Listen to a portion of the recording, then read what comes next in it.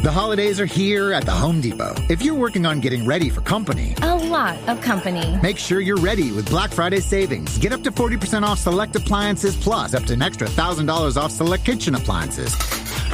Upgrade your kitchen with top brands like GE Profile and get sleek cutting-edge appliances to make sure you've got hosting handled. Yeah, you do. Get Black Friday savings now with free delivery and financing on select appliances this holiday at the Home Depot. Offer valid November 6th through December 4th. U.S. only. See store or online for details. Rated T to M. Hey, want to hear a PC Game Pass ad? I'll take your silence as a yes. Want new games on day one like Call of Duty Black Ops 6 or Stalker 2? I thought so. How about unlocking all the League of Legends champions when you link your Riot Games account? All for one low monthly price? Well, guess what? We got you. Learn more at xbox.com/PC Game Pass or click the banner. Stalker 2 available November 20th, 2024. Game catalog varies by region and over time. And that's the end of the script.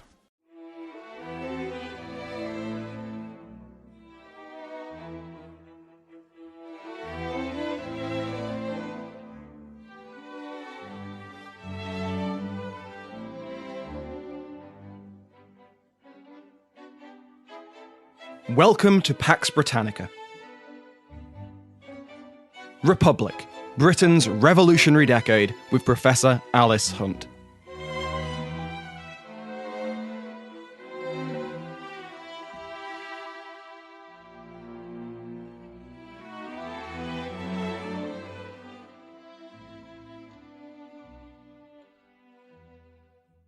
Welcome back to Pax Britannica with me, Dr. Samuel Hume. Today, I'm pleased to welcome Professor Alice Hunt of the University of Southampton. Professor Hunt has recently published a book, Republic, Britain's Revolutionary Decade, 1649 to 1660. As you'll hear in our chat, it wasn't always called that, and her answer gives us a bit of an insight into how the idea behind a book can evolve even as it's being written.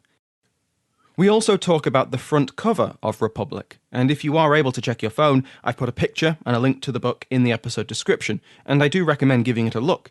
Not just so you know what we're talking about, but because I actually really like it. Also, if you haven't already checked out Winds of Change, my new podcast on the end of the British Empire, you can find it wherever you're listening right now. With that, on with the show. Professor Alice Hunt, thank you so much for joining me today. Thank you. It's lovely to be here. Thanks for the invitation. So my first question, before we start talking about your book, is what made you want to become a historian? When did you decide that this was the path for you? I didn't have a kind of obvious route through academia. I used to work in publishing. So after my degree, which actually wasn't history, was English and French, I worked in publishing, and which I absolutely loved, and in fact, in publishing the kinds of books that the kind of book that I've written, and then I did an MA on the side, and I loved that, and that was on Elizabeth I and the 16th century in general, actually, and particularly on the Reformation and on ceremony and the Reformation. So I looked in detail at the coronation ceremonies, and it was through that I just kind of developed a real passion for history, particularly through looking at culture, through looking at rituals, ceremonies, and also the literature, because that is my background. And that led to my PhD. And then I decided to go into academia because I wanted to teach. But I'm in the English department. I teach English literature, but I write history. And I love bringing the two together. That's really what I do, and that's how I teach, and that's also what I write about. Fantastic answer. I love that you're bringing two similar related schools together. So speaking of the book you've written, it is Republic, Britain's Revolutionary Decade, 1649 to 1660. Now, long-time listeners of Pax Britannica will know about this period, but for those who are approaching it for the first time, this might be their first episode. What was Britain's Revolutionary Decade? So the decade that I call Britain's Revolutionary Decade is the 1650s, so from 1649 to 1660. And these 11 years, I did a little bit more than a decade, but pretty much a decade, is the only time in Britain's history that the country was run as a republic. Listeners probably are well aware of the execution of Charles I in January 1649. This was the end point of the terrible civil wars that had ravaged the country during the 1640s. After failed negotiations with Charles I, a failure to coerce him or persuade him to come to an agreement with Parliament to rule in a way that Parliament would find more acceptable. This was behind the civil wars. It was between Parliament and King. Unable to reach negotiation, the decision is sort of forced through to put the King on trial. Charles I refuses to enter a plea, which means that he's found guilty, which results in the death sentence. And it's then after that moment when the king has been killed, executed in public, in broad daylight, in front of a crowd of thousands, on Whitehall in London, outside the banqueting house, his former home and palace. The moment then is, well, what happens? What will they do? So my book picks up at that moment. It begins the moment after the execution, when those politicians who've forced through the trial and the execution have to retreat back to Whitehall to work out how to rule the country without a king. And I follow the story through the 1650s of them trying to build a republic and all its twists and turns and complications, completely unstraightforward, because there was no Republican agenda waiting in the wings. They hadn't set out to establish a republic. Now, that's not what the wars were about. But they find themselves in a kingless country. And it's a decade of Britain trying to work out whether they can establish a legitimate government that doesn't have a king. It ends in 1660, my book, because in 1660, the Republican experiment has fallen apart, and Charles II, Charles I's son, is invited back to become king. So the Republic that tried to establish itself for 10 years then ends. It's a revolutionary decade because the politics are absolutely extraordinary, the kinds of ideas they come up with, the ideas that are debated, and it's revolutionary in cultural ways, it's revolutionary in religious ways, and that's why I call it the revolutionary decade. The first thing that immediately catches your attention when you look at this book, I know we always say don't judge a book by its cover, but I think we should for Republic because it is incredible. I'll put it in the show notes for listeners to look at if they haven't already. But it's this amazing cutout of Oliver Cromwell on a horse, but the horse is made up of different coloured documents. I wonder, could you talk about the documents that are on display on the cover? The cover, which the designer at Faber has done such a good job with, I'm so pleased with it. He takes an engraving of Cromwell, and it's such a surprising image of Cromwell. He's looking slightly portly on his horse, wearing a kind of velvet suit, and he's got this hat with a big feather in it, which for those of you who go on to read the book, or perhaps we're going to go on and discuss, a feather in a hat has a very particular resonance for me and for Cromwell. That's the image of him, and he's on his horse, but what the designer has done is made a kind of little patchwork of the horse. The horse's head shows an extract from the death warrant of Charles I, which is in the Parliamentary Archive. So there's a kind of snippet, and it has the bit where it's talking about the Charles Stuart and the kind of severing of his head from his body.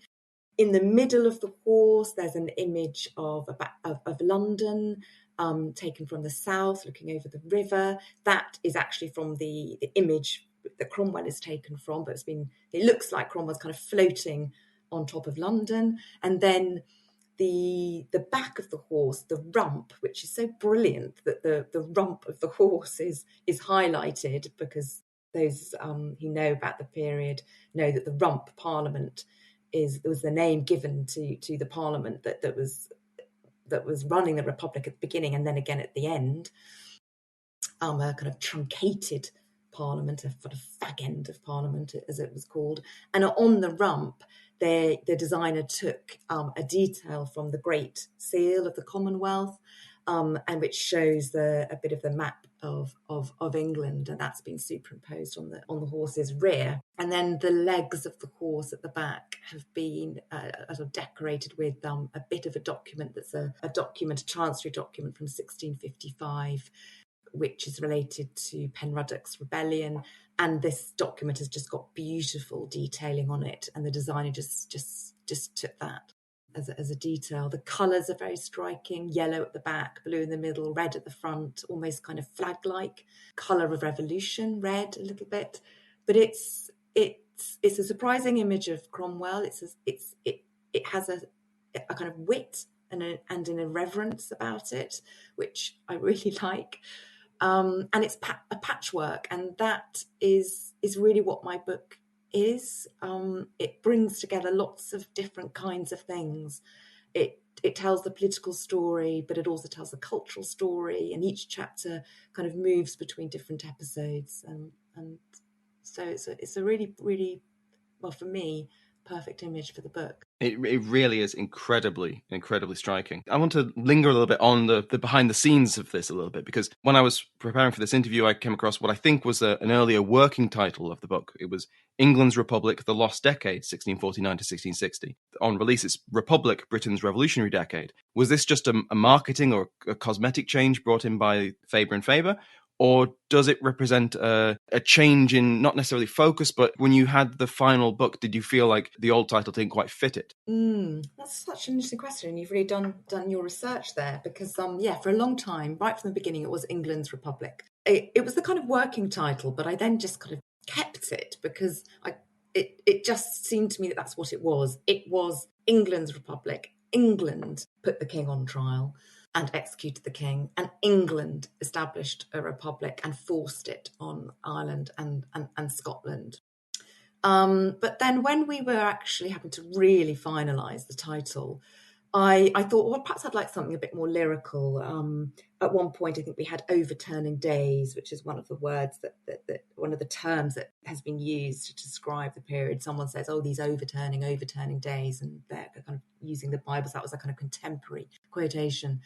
But I just then wanted, I think I wanted something very bold. So I went back to England's Republic, and the publishers, and I think they were right about this, wanted England off the cover. And so we just went for Republic. And I'm so pleased I have done that, because it's both bold and arresting to look at, but also it is quite surprising, because some people, I think, have some conversations I've had since publishing this book is, is it a republic? Did they call themselves a republic? What is a republic at this time? And then we went for Britain's Revolutionary Decade, even though, as you know, Britain is not quite right as the term, but it did affect the three kingdoms, this Republic of England, Scotland and Ireland. We had to use Britain. And I wanted to put back the revolution there. I wanted to argue again for this period's the impact, its revolutionary impact. Absolutely. I want to talk a little bit about where Republic fits with the wider historiography, because we've had some recent works on this period, like Providence Lost by Paul Lay, Restless Republic by Anna Key, The Blazing World by Jonathan Healy.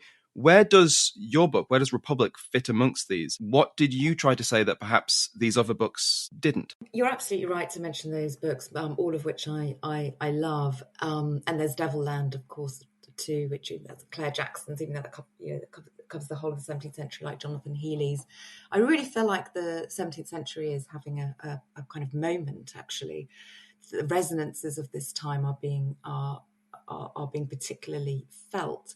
Paul Lay's, which focuses on the Protectorate, particularly 1653 to 1658, whereas my book, I wanted to cover the whole period, so from the moment that it was a republic, or established as a free state and a commonwealth, before it becomes a protectorate under Oliver Cromwell, and then back to being a republic at the end when Cromwell dies and his son has to abdicate and the protectorate falls apart. It returns to being a republic or free state before the Restoration. So I wanted to cover the whole period.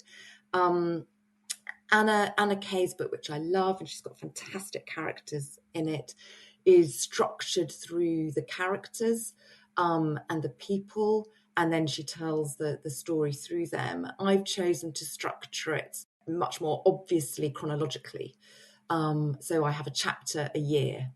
And I did that because I wanted to know exactly where I was. I find this period is so confusing. I just wanted to begin at the beginning and go through. But I also am telling the story like a kind of biography. I call it a biography of a decade. And it really is like a life. The Republic is a kind of character in my book. And has a life, is brought into being in very difficult circumstances, sort of illegitimate really at the beginning, brought about by a purged parliament, not a fully representative parliament. Then it morphs, it changes into protectorate. Then it changes again in 1657 when the protectorate has a new constitution to underpin it. Then it reverts to how it used to be, being the Republic right at the end, and then it dies. So it has this kind of story of a life which I wanted to trace. And I think the other thing I do, which I just can't help myself doing because I love the literature from the period, is I bring in a lot of the literature and a lot of, I tell the political story, but alongside the writers and poets and thinkers, the scientists, the artists, the sort of cultural life that was running alongside the extremely dramatic and exciting political story.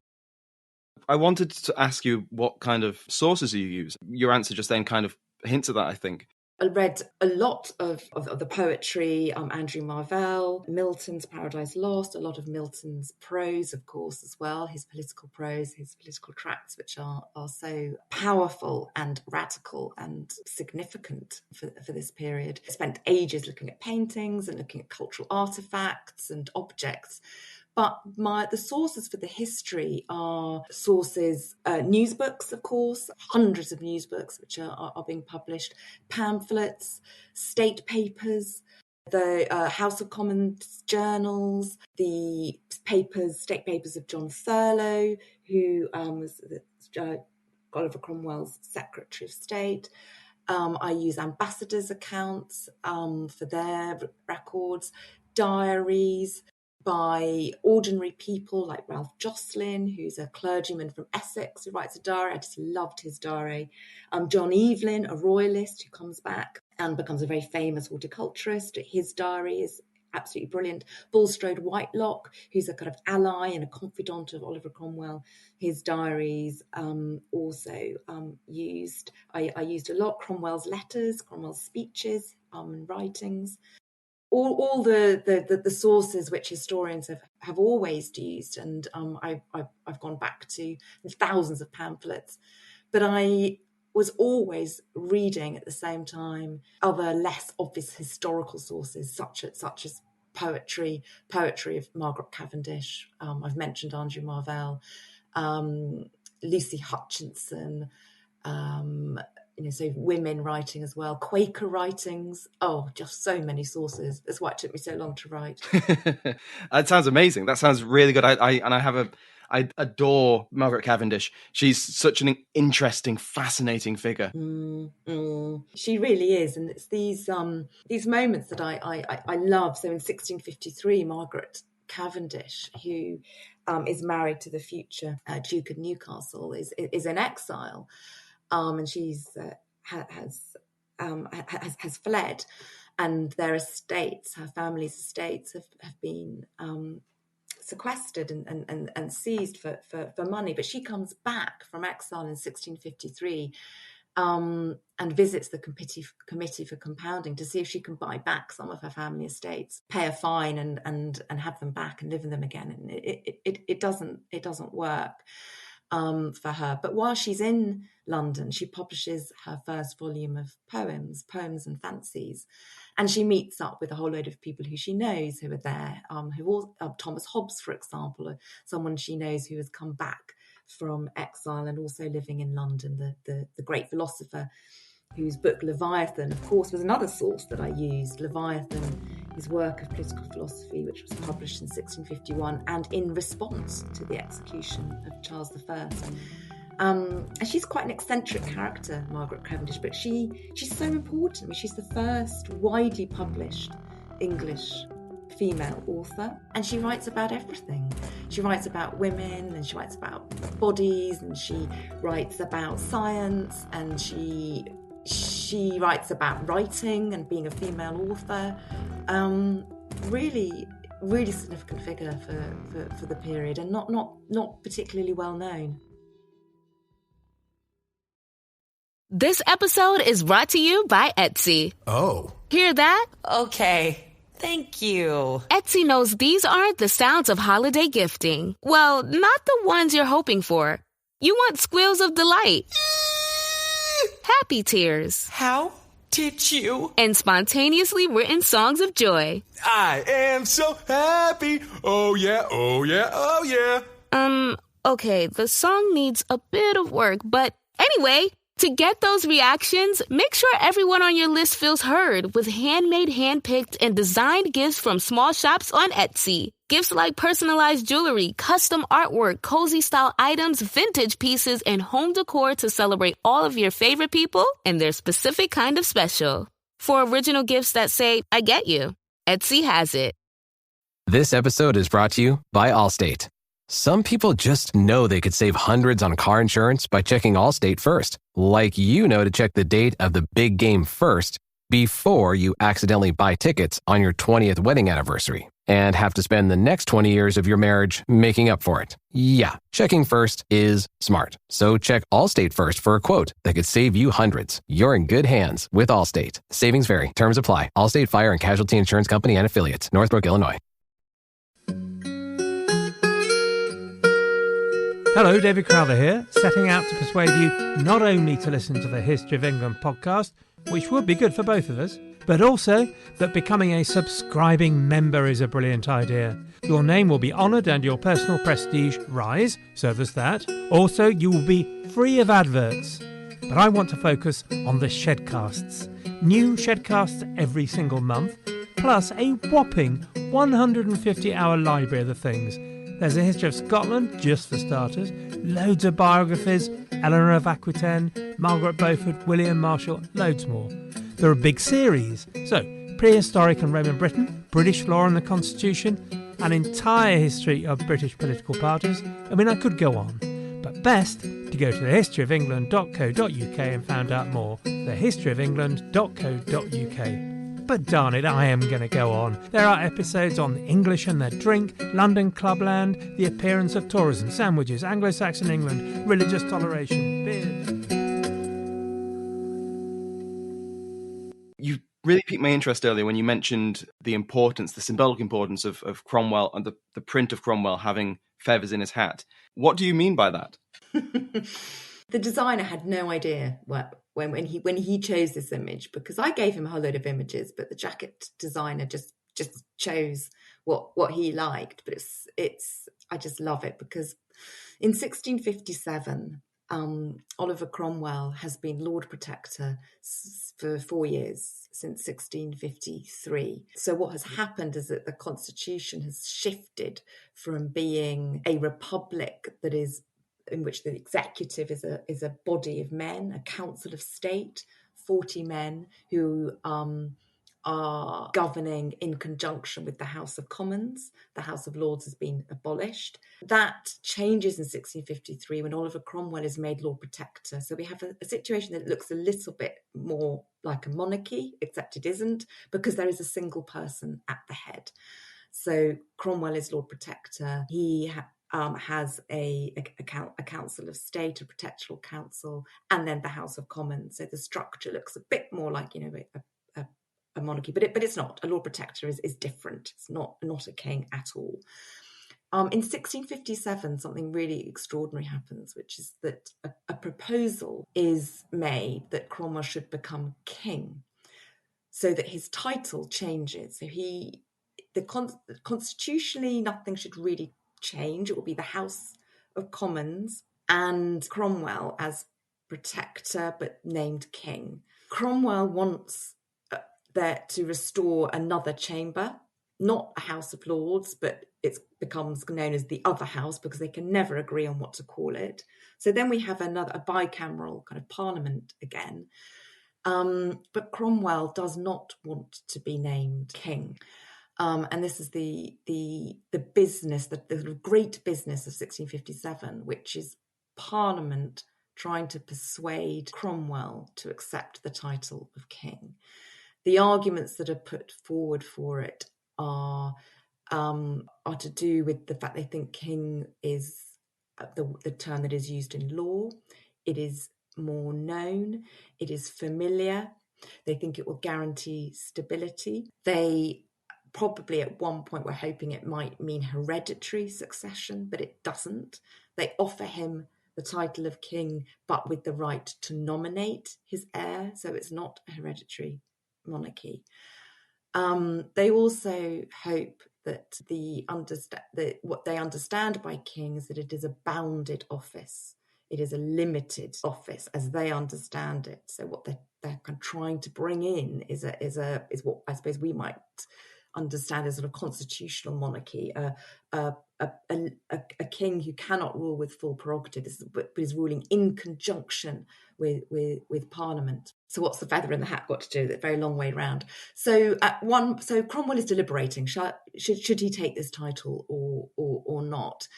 And at one point he addresses a group of army officers who are very much against him taking on the title of king. And he says to them, well, but it's just a title. It's just a feather in a hat. Why are you against it, actually? He said at one point, you were kind of for it. In 1653, it had also been suggested that he might take on the title of king. And he reminds them of this. He says, but it's just, it's just a feather in a hat. But as it transpires, as he's deliberating, Cromwell, agonising actually over whether to take on the title of king, it becomes clear that it is not a feather in a hat. And in fact, it is called a thing of weight, the title. So we have this really interesting sort of image that's set up of the one hand, a title is just a feather in a hat. Shouldn't matter. And on the other hand, it means so much. It carries so much weight. As heavy as a crown, the title, and Cromwell can't accept it and won't accept it and refuses it. That is a brilliant answer, and it leads quite neatly into my next question, which is, why does this revolutionary decade, why does it end? Oh, it's so quick how it unravels, actually, that it's bewildering. And one of my favourite quotes is from a Londoner called Thomas Rugg, who begins to write a diary towards the end of the 1650s. And he writes that in May 1659, he hopes that after ages may learn constancy from these our inconstant revolutions. And he's hoping that future generations will learn to appreciate constancy and not continually change everything, because it is so rapid. It really is revolutionary in the kind of the quick turning at the end after Cromwell dies. It's a really complicated story, and I don't think any of it's inevitable.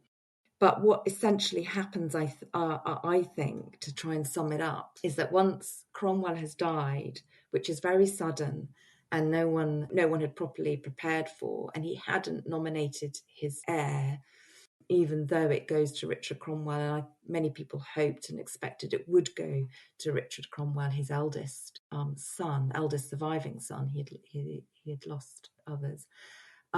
It does go to Richard Cromwell, and Richard Cromwell is unable to manage a really sort of overwhelming conflict between army and Parliament and Protectorate, really. He cannot manage a Parliament that is agitating against the Protectorate. Not everyone, but there are some very noisy Republican voices in Parliament, such as Arthur Heselrigg, who would much rather there wasn't a single person at the head. They are agitating for a more fully Republican settlement.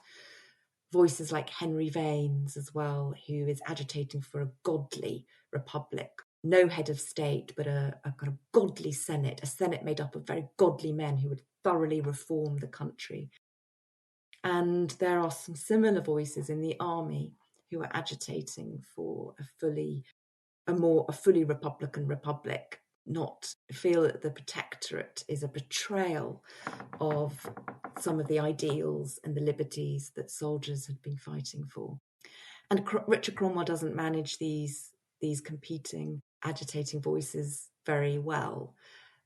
It's possible that Oliver Cromwell might also not have managed them, and probably Oliver Cromwell would have dealt with it by dissolving Parliament, just turfing them all out as he was wont to do. And Richard Cromwell doesn't do this, and he's not able to silence the voices in the army as well either.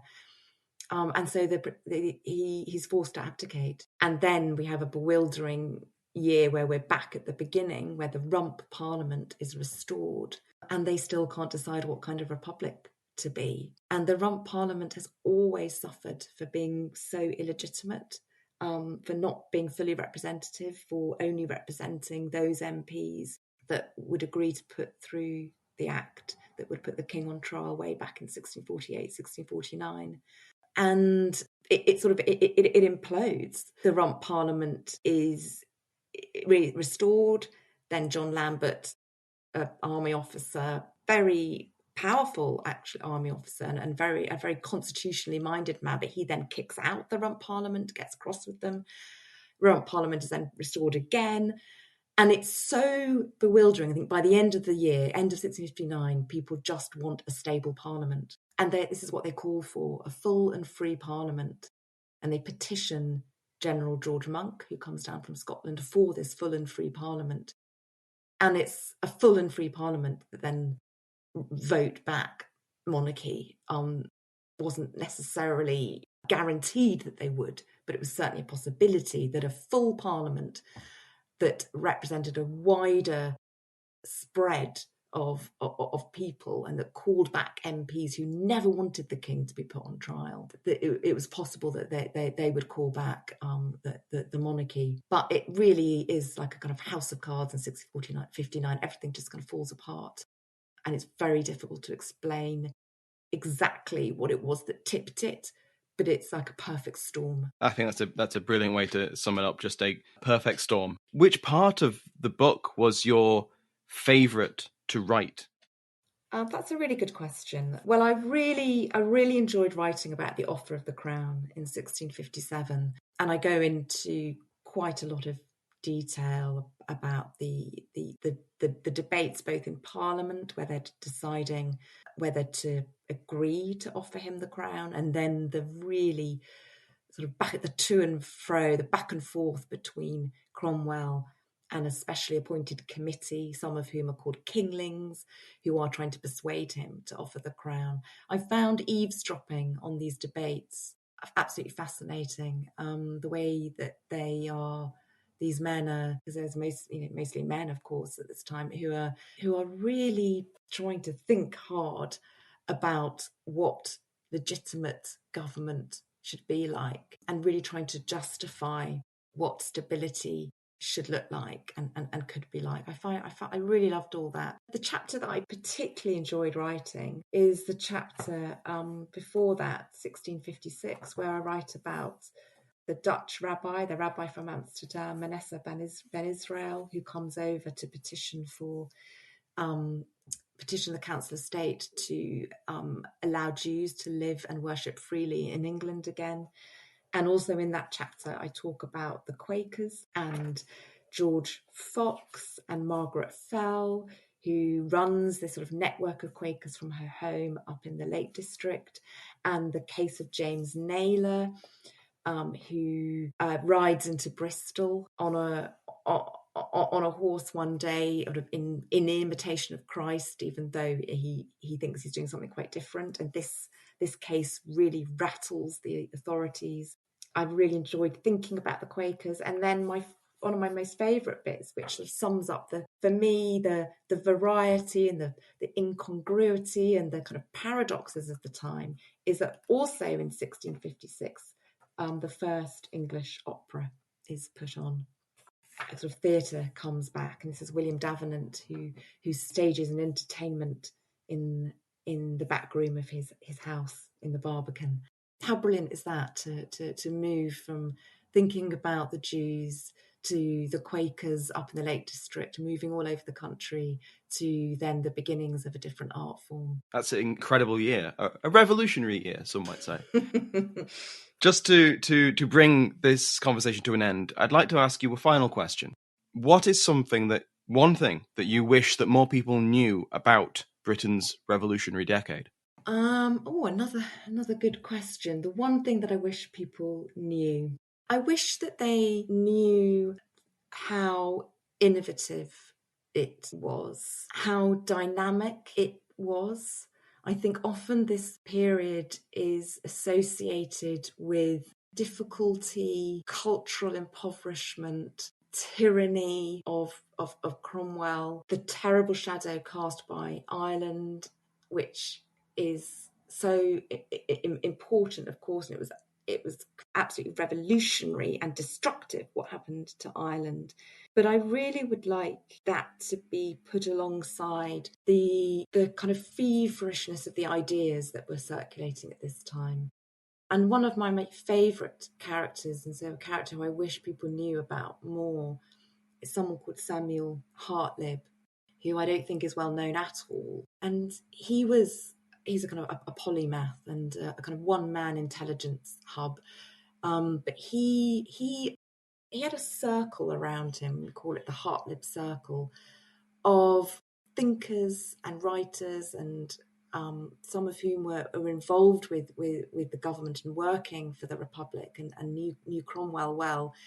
And they just came up with these extraordinary ideas. And Hartlib was a indefatigable promoter of these ideas and helped people to publish and circulate and disseminate ideas that they had for how to heal England, really, and how to manage Ireland and Scotland, how to regenerate the country, how to make it both spiritually healthy but also economically prosperous again. And some of their ideas are way ahead of their time. The idea of a national bank, the idea of paper money, the idea of credit, the idea for a kind of health service, or a kind of accessible education, but absolutely brilliant ideas. And he was taken seriously, Samuel Hartlib, and paid a pension by Cromwell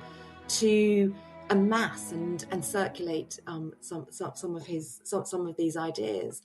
And that is as much part of the story of this decade as everything else. And I think it's been this side of it has been sort of overshadowed by the fact that it failed, it didn't work, by the division that a figure like Cromwell has caused. Actually, you either loathe him or you love him. That is an incredible answer. And Professor Alice Hunt, thank you so much for your time today. Thank you. I've really enjoyed it. Thank you for your questions. Thanks again to Professor Hunt for taking the time to come on the show. You can find Republic, Britain's Revolutionary Decade, everywhere you find good books. Also, if you aren't already a listener of the History of England podcast, go and check it out. David is brilliant and the History of England is excellent. I've put a link in the description of this episode. Thanks once again to Professor Hunt, to my entire Patreon House of Lords, and to you for listening. This is Jen. And Jenny. From Ancient History Fangirl, and we're here to tell you about Jenny's scorching historical romantasy based on Alaric of the Visigoths' Enemy of My Dreams. Amanda Boucher, best-selling author of the Kingmaker Chronicle, says, quote, "This book has everything. High-stakes action, grit, ferocity, and blazing passion. Julia and Alaric are colliding storms against a backdrop of the brutal dangers of ancient Rome. They'll do anything to carve their piece out of this treacherous world and not just survive, but rule." Enemy of My Dreams is available for pre-order wherever books are sold. From the creators of the popular science show with millions of YouTube subscribers comes the Minute Earth podcast. Every episode of the show dives deep into a science question you might not even know you had. But once you hear the answer, you'll want to share it with everyone you know.